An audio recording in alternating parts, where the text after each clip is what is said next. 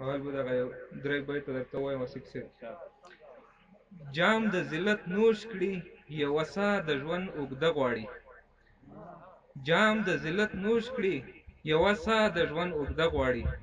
څومره ساده خلک دي په زهرو کې خواږه غواړي.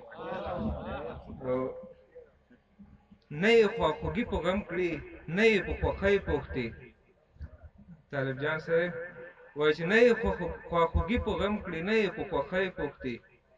داسې مشر څنګه له رعیت د وفا زړه غواړي.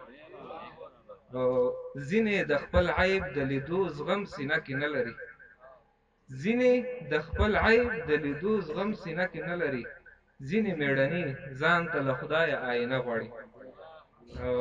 مخکې له دې چې یو څو غزلونه ووایو غوښتل مې یو څه په دې ادبي بنډار کې څه خبرو ملګرو حاضرینو خصوصا د ادب د بڼ ګلانو ته وکړو که څه هم دا د موږ دپاره بې ادبي ده ځکه چې موږ په دوی پسې اقتدا کړې د دوی د شعر نه موږ الهام اخیستی د دوی شعرونو په دې انقلاب کې موږ هڅولي یو.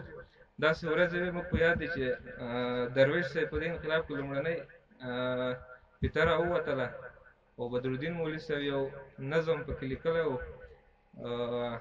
چې په خلکو کې بیرته جذبات را ژوندي کړل بیرته یې دغه نوي جهاد ته وهڅول.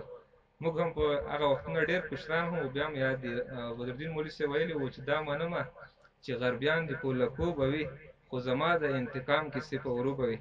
اوس هغه وخت الحمدلله خدای تعالی ثابت کړو.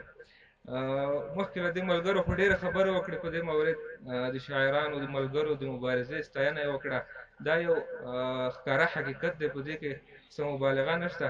لکه څنګه چې په نظامي میدان کې همداسې په سیاسي میدان کې په نورو بخشونو کې مجاهدین الحمدلله په دې 19 کلن انقلاب کې پرمختګونه وکړل. همداسې په دې کې د مطبوعاتو د ادبي خلکو د ادیبانو قلموالو شاعرانو رول هم بیخي ښکاره دی بیخي زیاته تر دې چې دښمنان هم په دې باندې اعتراف کوي او بلکې کتابونه یې هم لیکلي دي. تاسو په دې خبرې خو یوه مهمه نکته ده ټول ملګري باید دې ته متوجه وي. دا هغه په دې خاطر چې ځکه موږ خپله تجربه هم وشوه په دې کم عمرۍ کې هغه دغه ده چې دنیا دارالاسباب د الله تعالی د یو چا په لاس یو کار کول سر ته رسول غواړي.